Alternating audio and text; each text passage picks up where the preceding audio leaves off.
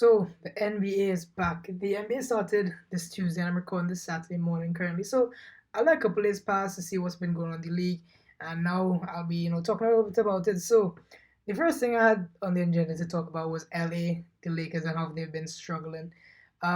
They've just been really really bad. Last night they lost to the Suns. They were blown up by like 30. I can't remember how much it ended up being. It ended up being a lot closer than that, but for the large parts of the game they were losing by 30. Russell Westbrook is struggling big time. Anthony Davis, he got put in jail yesterday. He couldn't do anything. DeAndre Ayton kept it under control, and it's kind of surprising to see how good DeAndre Ayton has been playing, and they just refuse to refuse to give him a good contract. So I don't know, that's kind of weird.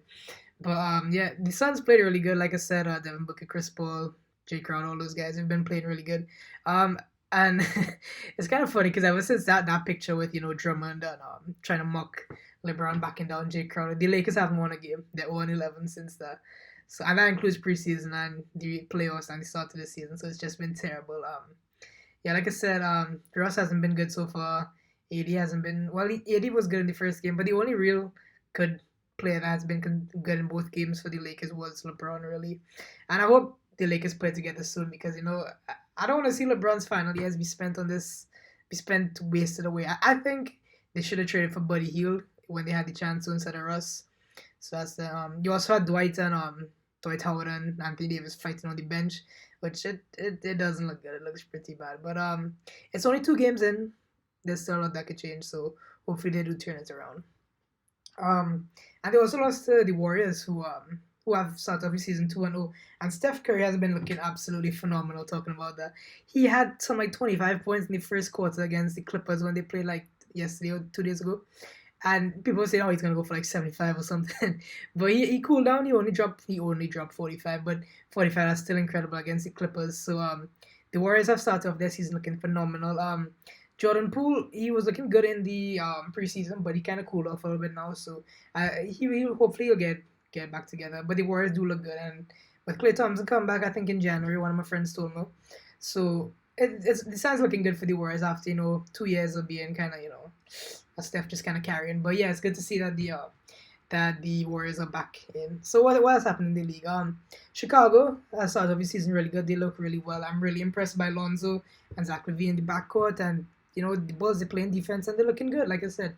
So I really glad to see what the Bulls, the Knicks also are looking very good. The first game of the season, they went to double overtime with the Celtics, and Jason Tatum struggled actually. Jaylen Brown was one who was going off and doing mostly stuff for the Celtics, but the Knicks, they almost blew it, but they held on. Julius Randle was getting MVP chance in Orlando last night, so yeah, the Knicks, they started off their season pretty good. Miles Turner dropped 40 yesterday against the Wizards, but they still lost somehow. I don't know how on they had that reminds me. I had Kyle Kuzma tweeting I just throwing some kind of subtle shade at the Lakers. He's like, oh, Devin Booker looks so good, and it's like yeah, we started off with the Wizards. We started off the season 2-0, and like so he just subtly throwing some shade for the Lakers. So I love to see that. It's funny. What else happened? Yeah, like I said, Steph dropped 25 in that quarter against the Clippers. He went perfect from the field. The Bucks, they look really good in their opener game against the Nets. Giannis, of course, they just can't stop Giannis. I don't think, like I said, if you watch my top 50 players in the league, I'd have Giannis at number one, and this game really did show why he was at number one, because he came in and he just looked as dominant as he did and then last season in the finals. So yeah, really good stuff from the Bucks there. But they got derailed by my Miami Heat. We blew them out by 40 points, and I love to see it. Yes, the Bucks were missing Drew Holiday, Brook Lopez, and some other guys. So I'm not gonna want to overreact, but it was so glad to see that we opened the season with a 40-point blowout. The team looked really good. Max Strus had a chase down block, and then Tyler Hero to buzzer beater 3 to end the first quarter. So it was good. It was good all around from the Miami Heat. I love to see it. Jimmy Butler looked great. Bam, he looks like he's gonna take another leap this season. So I'm very glad to see that. He also kept Giannis relatively quiet. Said he's the guy that shut down Giannis. I think Giannis shot like 1 or 7 or 1 or 8 when he was guarded by Bam. So yeah, love to see that. And just like I said, all around great performance by Miami. Incredible stuff. I hope we do good stuff this year. Tyler Hero is probably gonna get 6 man of the year, calling from now. But yeah, just all around good stuff from Miami. We start off our season great. I think we play Indiana tomorrow or something, or probably even today. I'm not sure. Yeah, I know we play the Magic Monday and we play the Hornets next week Friday. So yeah, looking good, looking good. Philadelphia. Boy, they are in trouble big time. Doc Rivers, he's just a terrible coach. There was a player, I can't remember exactly what it was, but he should have challenged the call. It was coming on to the end of the game. It would have got overturned, and he just didn't call. I don't know why. He's just such a stubborn coach, it seems like. And so, yeah, Philly fans suffering with him. And the whole Ben Simmons thing, I could premiere probably make an entire video on that Ben Simmons thing, but nobody knows what's going to happen. Is he going to, I think Shams tweeted out he might sit out the entire year. So I don't know how I feel about that, to be honest, because yes, Ben Simmons, he's kind of a meme, but he's still a great player defensively. He brings it. So I hope he turns it around. I hope they work out something. I don't know if they're gonna send him to Minnesota. Oh, Minnesota, they've been looking pretty good. They finally get their big, well, say big three loosely, but they star three players to play in Anthony Davis, Anthony Edwards, D'Angelo Russell, and Carl Anthony Towns. So it's good to see all them playing and they're clicking as well.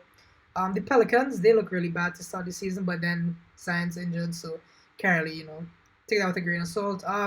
Kevin Durant and them look really good. Like I said, they beat Philly yesterday. What else is going on in the league? Let me just check the standings. The Jazz are 2-0.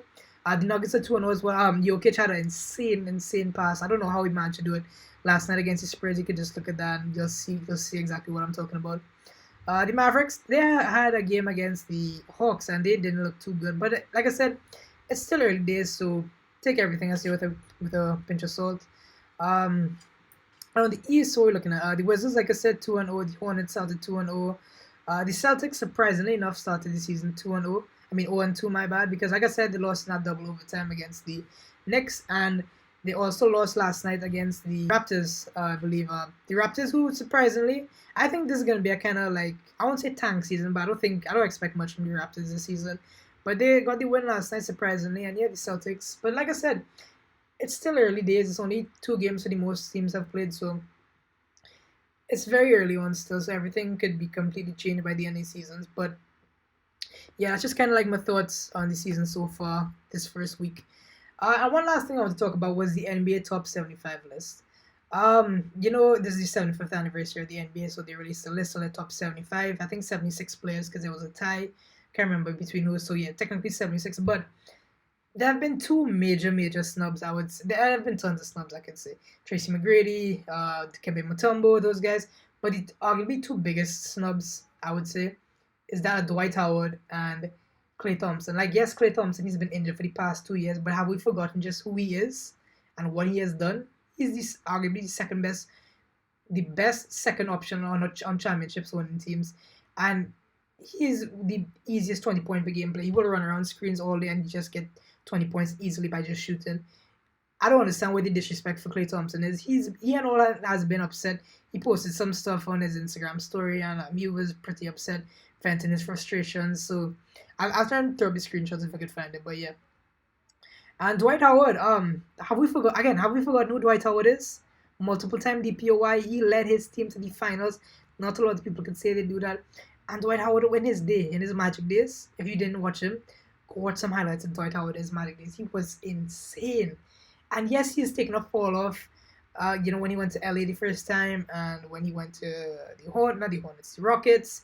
And yes, his career was in limbo for a while, but he turned it around, and he's now a good rotational piece on a championship winning team. They won the championship 2 years ago, the Lakers, and people say that's why him and Anthony Davis were scrapping on the bench last night because he was upset he didn't make the cut. But no, I think Dwight has every reason to be upset that he didn't make the cut. Same thing with Klay Thompson. So those are the two biggest snubs. I just want to talk about that. Who would I take out for either one of them? Off the top of my head, Damian Lillard.